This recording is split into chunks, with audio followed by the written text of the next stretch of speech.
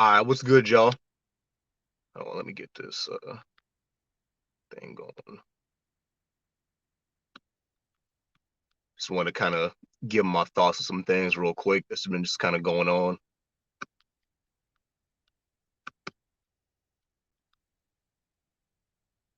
All right.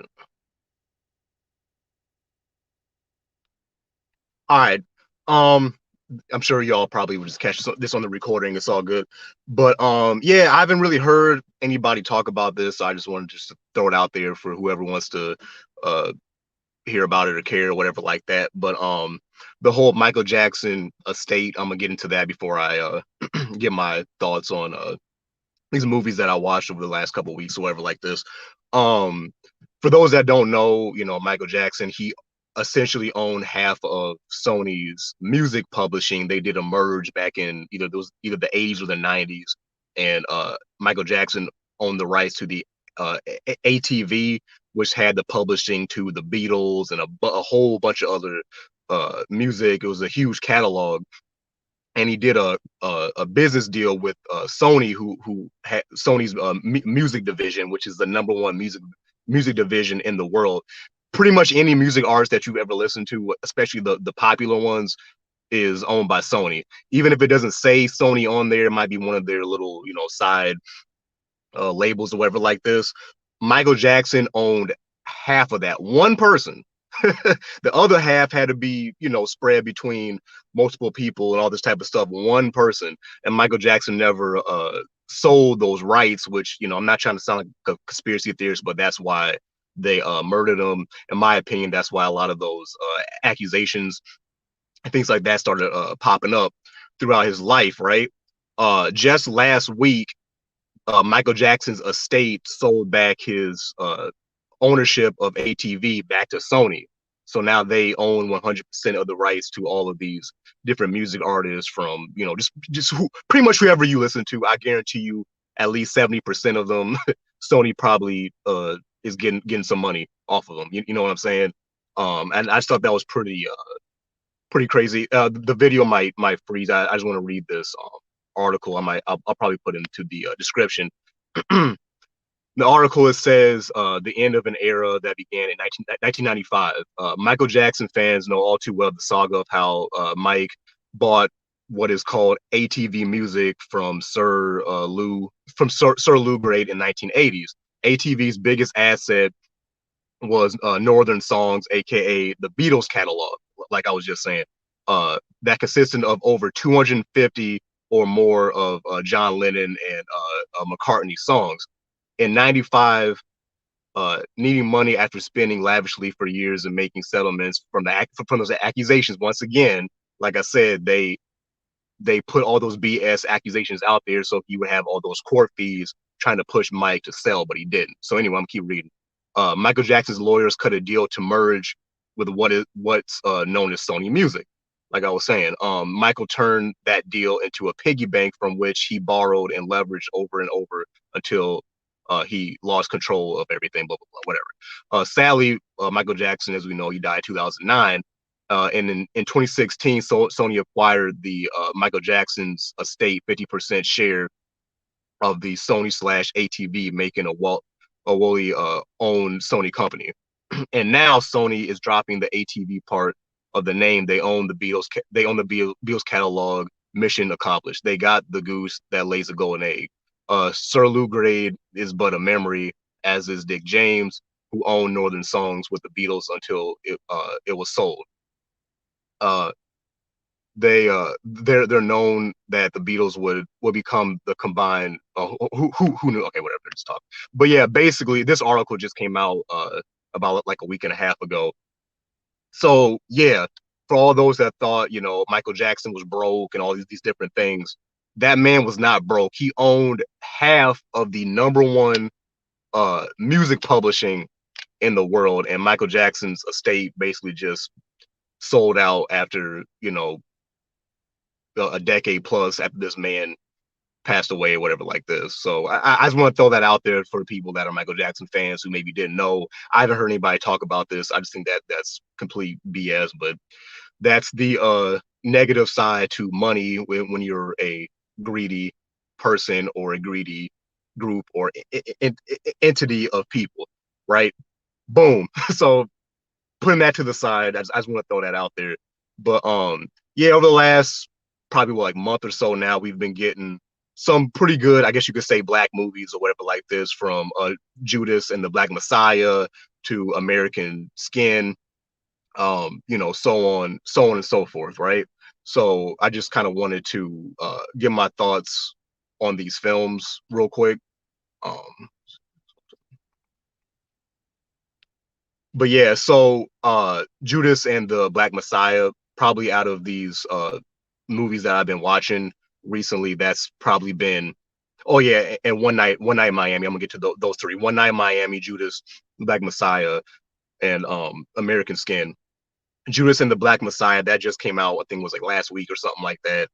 Daniel Kaluuya, if I'm saying his name right, Lakeith, I forget his last name. They were both in Get Out. Lakeith, he's in Atlanta. If you're not familiar with him, great actors. They acted their asses off in this movie. I forget the woman's name, but she was in that movie with Jamie Foxx on Netflix where they had like superpowers. If y'all saw that movie where like they took a pill and they would get different powers, and the girl in that movie, she played like she was like a rapper like in high school or like that. She played Fred Hampton's wife in the movie. She did a good job too. But yeah, great film. From everything that I know about the Chicago division of the Black Panthers and Fred Hampton, I think that they did a great job from the information that I already knew and things like this. Like I said, it was well acted, and I watched some interviews with Daniel Kaluuya, if I'm saying your name wrong, my bad.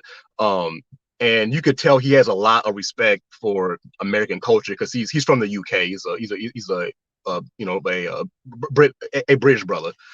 So if you didn't know this dude was British, like you watched this movie, you wouldn't know. But they some of the interviews I was watching, they were asking him like, oh, how do you feel about people saying that black British people shouldn't be playing these American icons? And instead of him getting defensive, he says that he listens to them.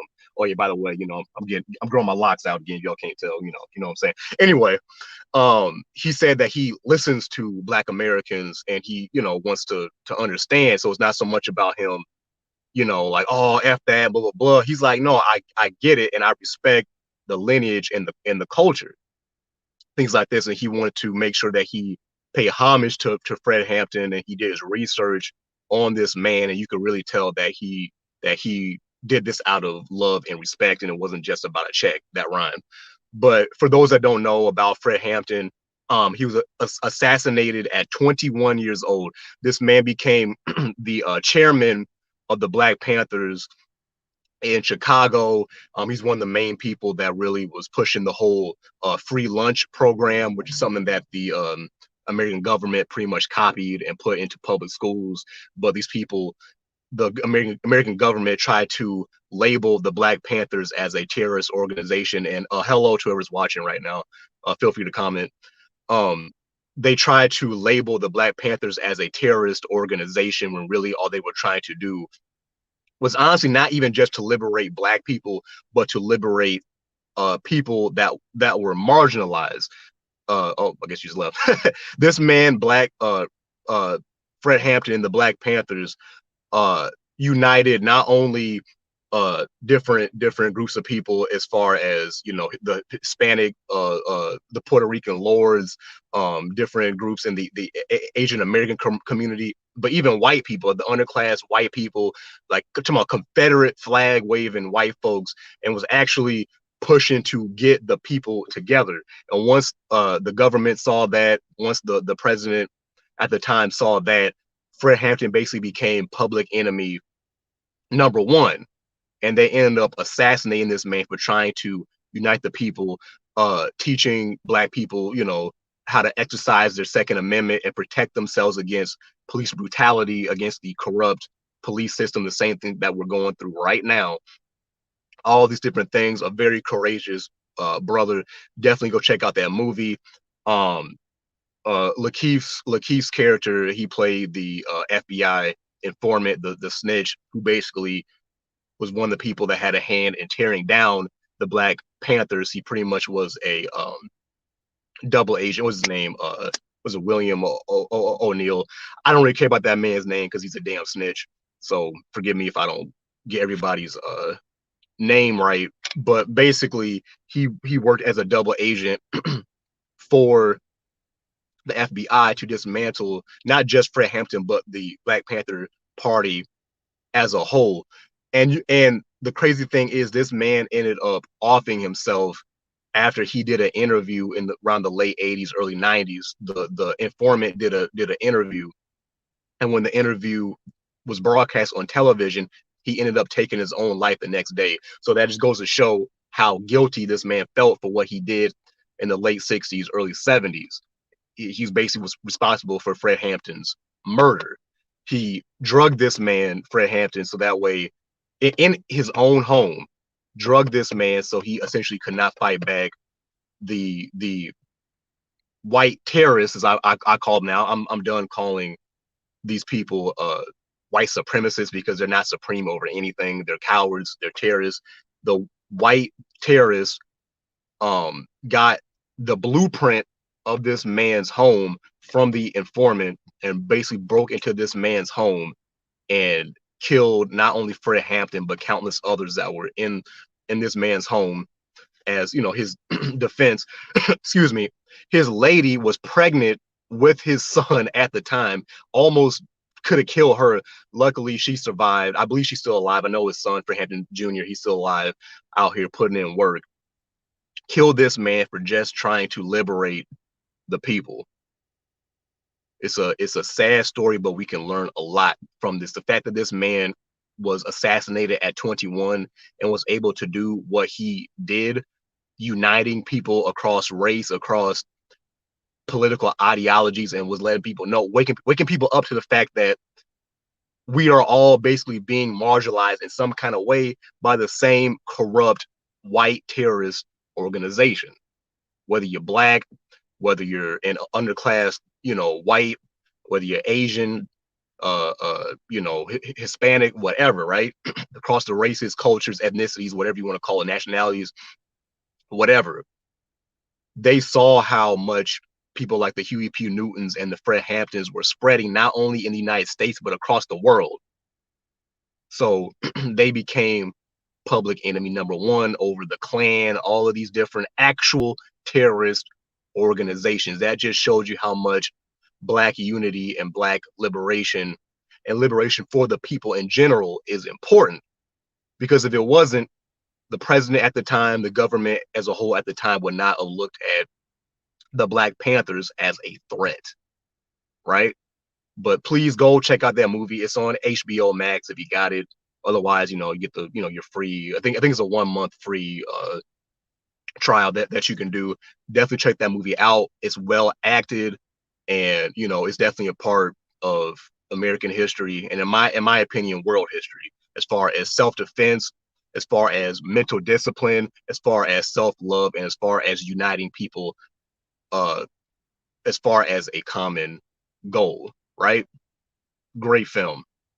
Next film, real quick, I just want to talk about. It's not so much a review, but just kind of my quick thoughts. I don't want to, I guess, spoil anything, even though it's part of history. But One Night in Miami, great, great film. Who was the woman that directed it? She does the voice of Huey on Boondocks. Both of the boys on Boondocks. I probably should look all this up before I did it. I like just kind of just going off the top, but she directed the movie. Go look her up. I can't think of her name off the top of my head. She's an actress. She was in like Friday and all that stuff. Like I said, she voices some of the characters in Boondocks, things like this. Her name's on the tip of my tongue too, but she did a great job directing this movie. Basically, it's about Malcolm X, Muhammad Ali. Who else was in it?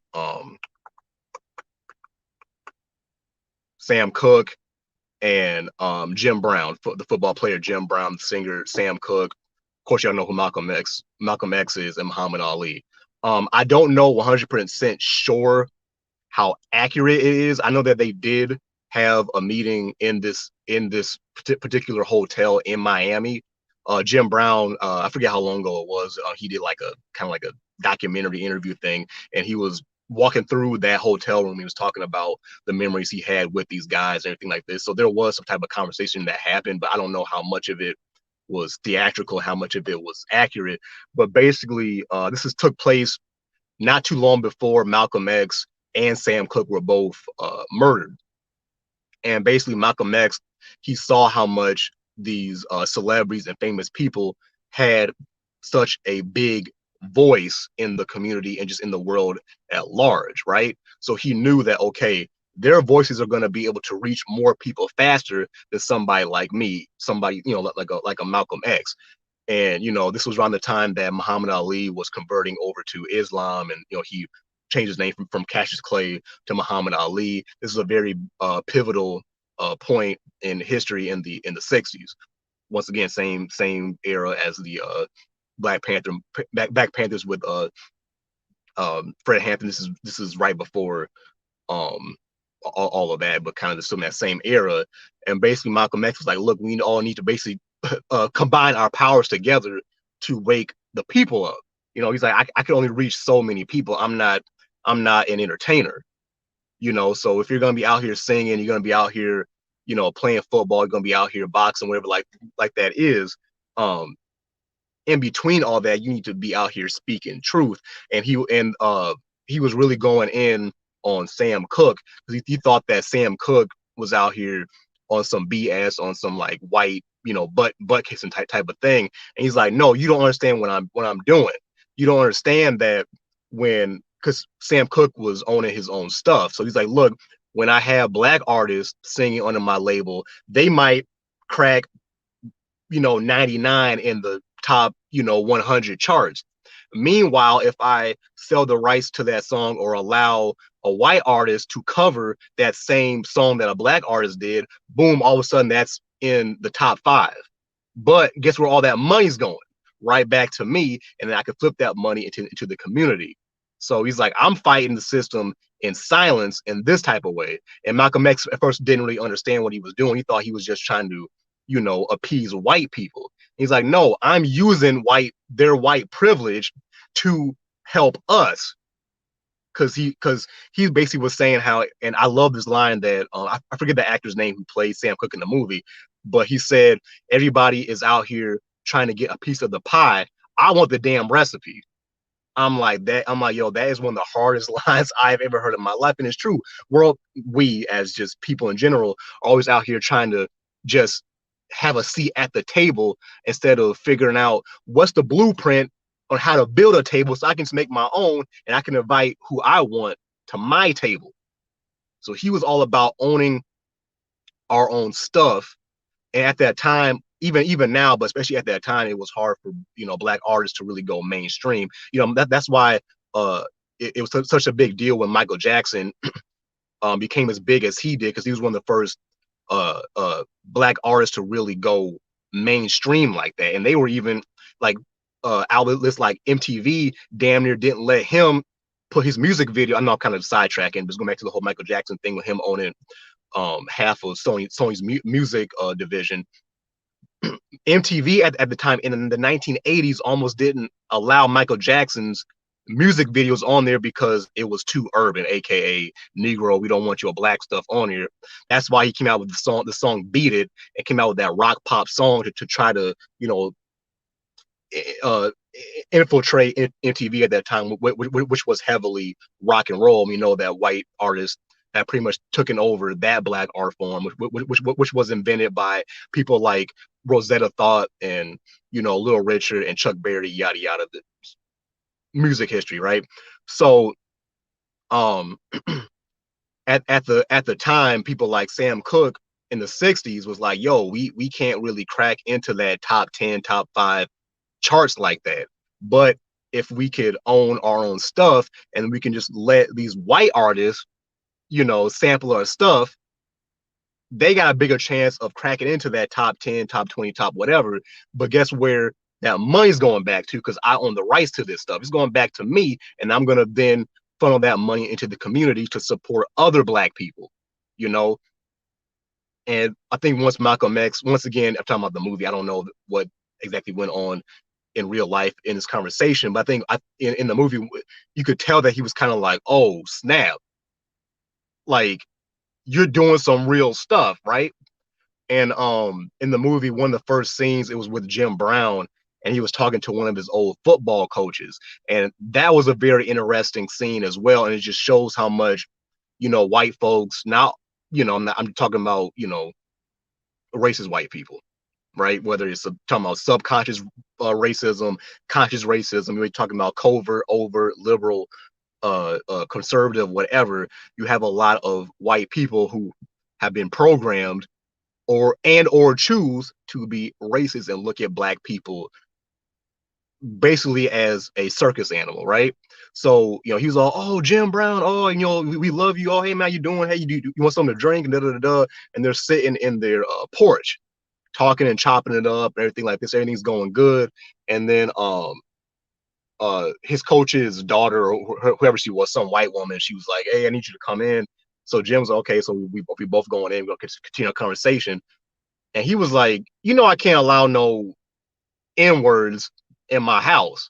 After praising this man for how great of an athlete he was, all this type of stuff. And then Jim really kind of realized that, man, this white man really just looks at me from a physical standpoint as entertainment. He doesn't look at me as a human being. He was looking at him like, oh, you respect me as a man. We're having this man-to-man conversation. And he looked at him like, we don't like let Negroes in the house. Only he didn't say Negro. I'm trying to keep it YouTube friendly. I know how it is, but he really saw that. And Jim Brown has been a writer since probably like the 50s, and not for sure the 60s, within the black community, and really speaking truth to power, and out here fighting for us, right? um and and of course, Muhammad Ali had been speaking the truth the whole time until he got Parkinson's disease and could barely talk anymore, which there's theories that was um well, that was weird. There's theories that might have been something planned too. I don't know, but it was during that era, like I said, when Muhammad Ali was converting to the Nation of Islam. He was really waking up to what's been to what had been and still is going on, as far as just racial oppression and everything like this. The dialogue, and I don't want to like ruin everything, but the dialogue in that movie was so good. One of the other conversations in that movie I thought that was very interesting. Once again, I don't know if this ever really happened, or of these specific conversations actually happened in that hotel, but it was a point where it was just Jim Brown and Malcolm X sitting down talking. The other two guys, they had went somewhere. They went outside or something like that in this scene.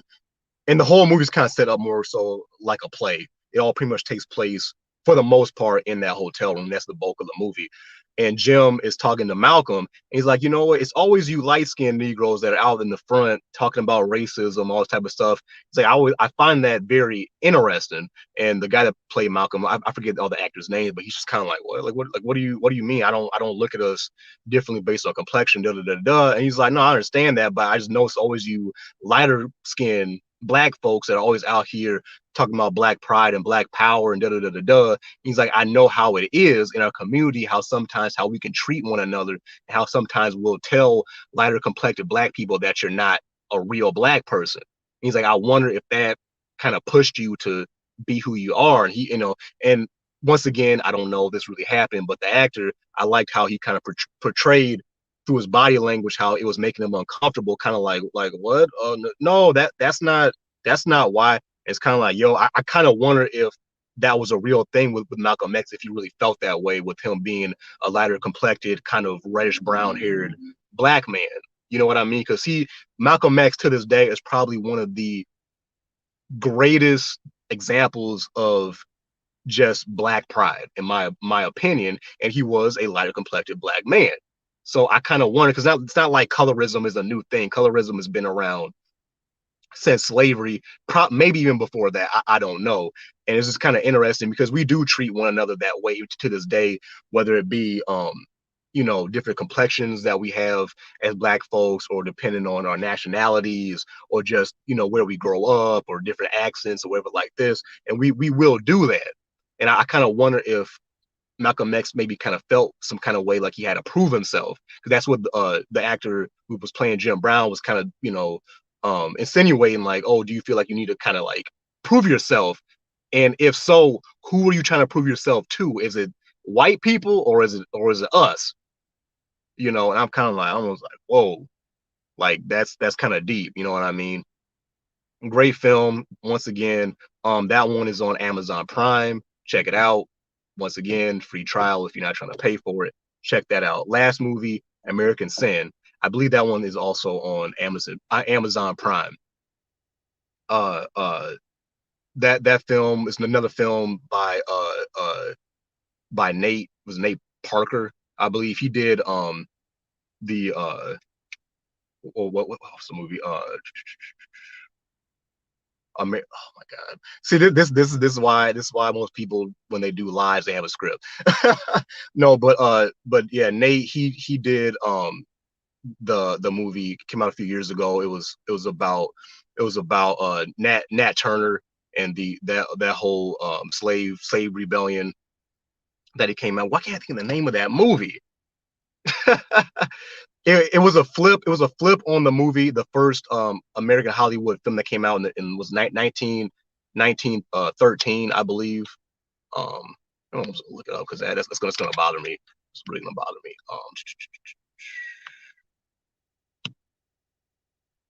But the movie American Sin, basically, Nate Parker, his character, was his name was Lincoln. A Birth of a Nation, a Birth of a Nation. God, that was going to bother me. I'm sorry, but yeah, he came out a movie a few years ago called A Birth of a Nation, which was about Nat Turner and the whole slave rebellion that he did in was it 1851, I believe, in the 1800s. But his newest movie that just came out, American Sin, he plays a character named Lincoln. His nickname was Link, and it's about police brutality and about his son being murdered by a police officer, right? And just like real life, the cop was found innocent. He was found not guilty, anything like this. So Link, Nate Parker's character, was like, you know what? Forget that. I'm gonna hold my own trial. So basically, it was like, I think, yeah, it was like a year later or whatever after this happened. These kids were doing a documentary and basically interviewing him, and dude ended up kidnapping one of the cops. The kids didn't know, and he just told them, "Look, keep filming." They're like, "Yo, what are you doing?" Kidnapped the like head police of that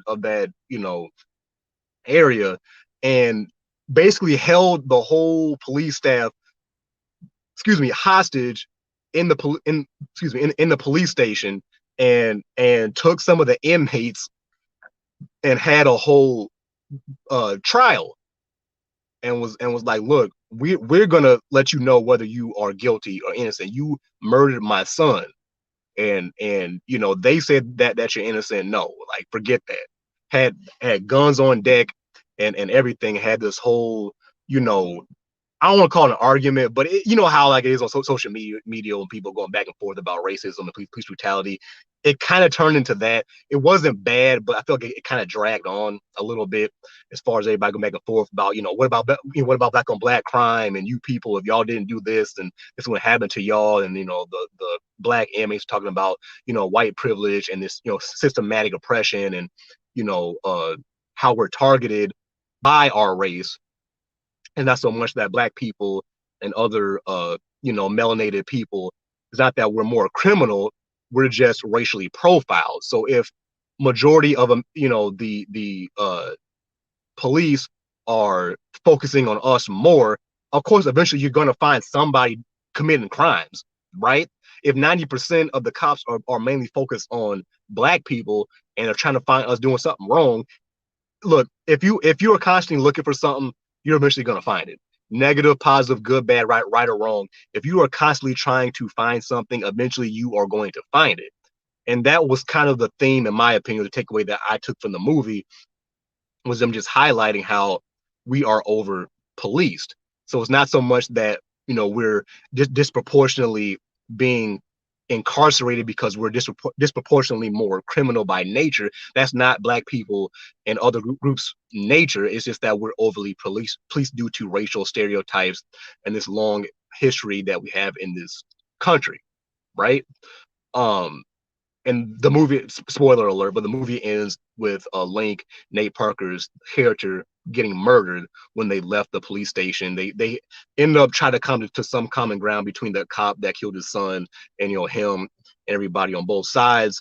And the whole place was obviously surrounded by cops, and because they were holding the police hostage. So when he tried to leave with the cop, as soon as he stepped out, he got sniped and he ended up getting murdered. And that was in the end of the movie. And I know there's a lot of people that didn't like the ending, but realistically, what was supposed to happen? If something like that were to happen in real life, how else would something like that end? You know what I mean? I think his whole execution or his whole reason for directing that movie was more so about the dialogue, and I don't want to tell everything for those that haven't seen it. Definitely go check it out if you're interested um in the film. But it was just kind of highlighting how much or how people and how this country and how society at large in this world views black people. If your race is viewed as criminal, like just off the bat, it's going to be easier to just arrest us for anything, and the people going to look at that as normal because we're already looked at as criminals. You understand what I'm saying? And when we're done wrong by these institutions, it's easier to let them go because once again we're looked at as less than human. That is a sick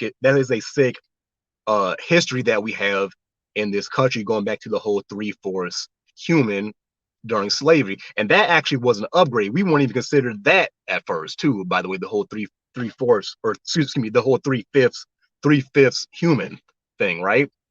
But I thought it was an interesting dialogue. It's probably my least favorite out of those three.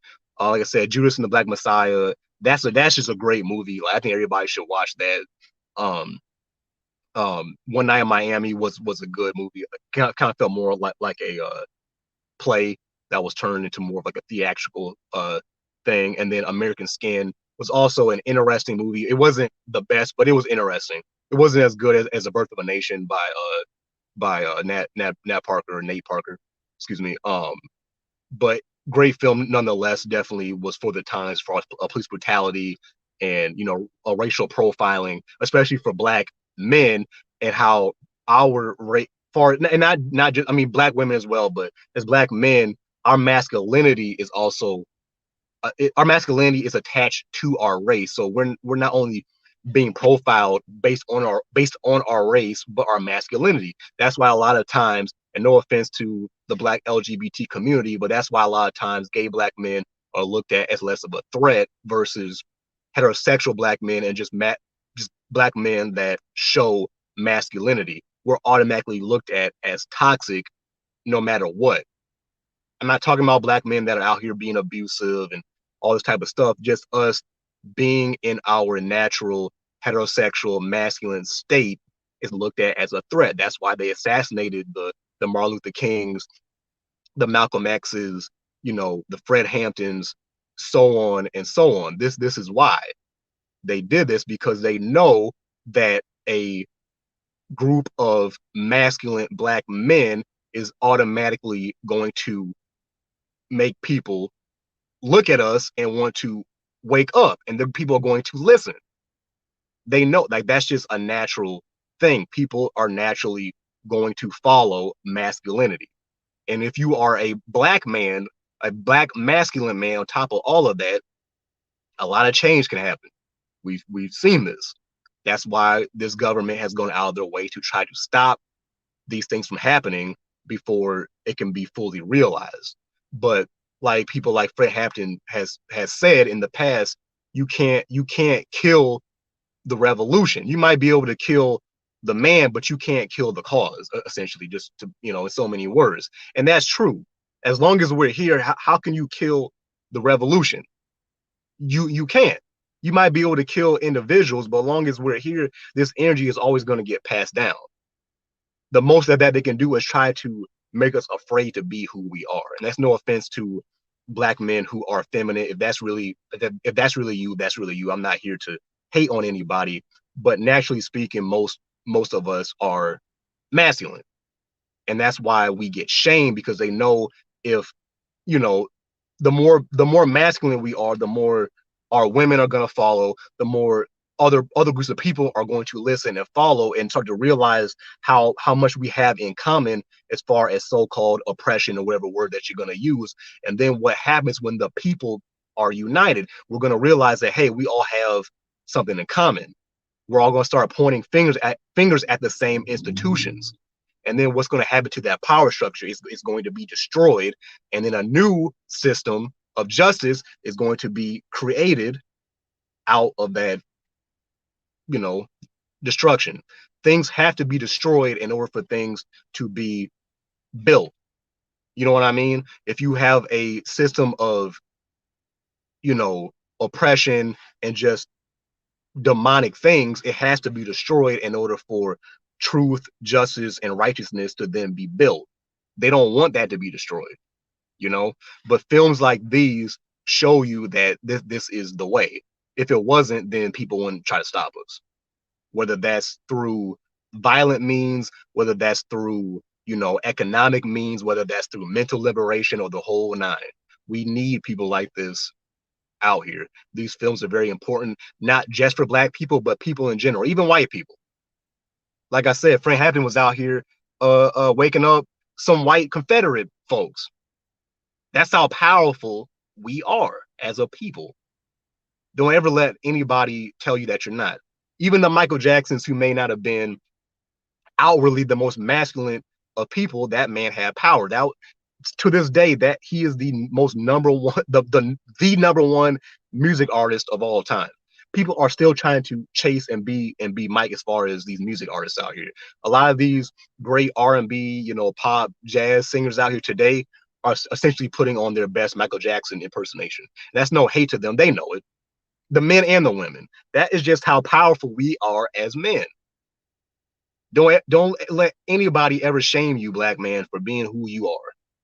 There is no such thing as toxic masculinity. If it's toxic, it's not masculine. Now, there is a such thing as toxic behavior, fellas. Don't get it twisted. We do need to do a better job of checking one another and checking ourselves, black men. But that whole toxic masculinity thing to me is BS. Once again, if it's toxic, it's not masculine. That was really my whole point of making this video. I'm just kind of rambling. My thoughts kind of all over the place, but I had time today, so I just figured I'd go ahead and throw this out here. I know I haven't put that video out in literally a month, but I'm gonna start trying to be more frequent. I have some things that I'm building on behind the scenes. I'm gonna start promoting here probably within the next month. So just look out for that. For those of you that watch my videos, thank you so much. And I'm gonna have some collaboration videos coming soon too with some men and women as well. Kind of just chopping it up with them still. But yeah, stay tuned for all these things. I'm probably going to kind of fall off or fall back, excuse me, a little bit on the whole, you know, red pill relationship, you know, thing between black men and black women. I'm gonna still talk about it, but I'm gonna probably slow down a little bit on that because some of that stuff is just, to me, it's just kind of all over the place here on YouTube and stuff. It's just kind of like, are we really trying to come together, or are we just here to just point out black men and black women's flaws? Because we both do have flaws. I'm not saying it shouldn't be pointed out, but what is the end goal, people? Like seriously, what is the end goal? But yeah, I'm gonna go and wrap this up. It's your boy, Mr. Bobby Wright, coming at you. But hope you all have a good, safe weekend, and don't slip on the snow if you're out there. And to my people out there in Texas, be safe. I know y'all probably ain't used to this snow. I'm up north, so you know this is a little more normal for me. But I'm still not a fan of winter. But you know, just hang in there, y'all. We gonna be all right. But yeah, peace, y'all.